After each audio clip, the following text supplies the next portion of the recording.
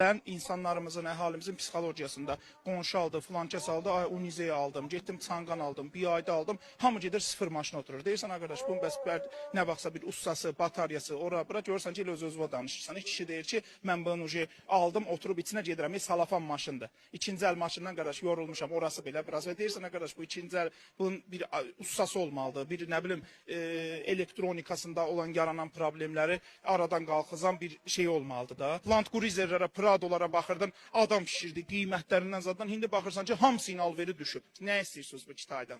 Öldürdü axı, çörəyimizdən elədi bizi. Hanımlarımıza, qardaşlarımıza, bəylərimizə, dostlarımıza bunu elə məsləhət görürəm ki, dözümlülüyünə, rahatçılığına, komfortuna, garantisinə 150.000 kilometr garanti verir buna.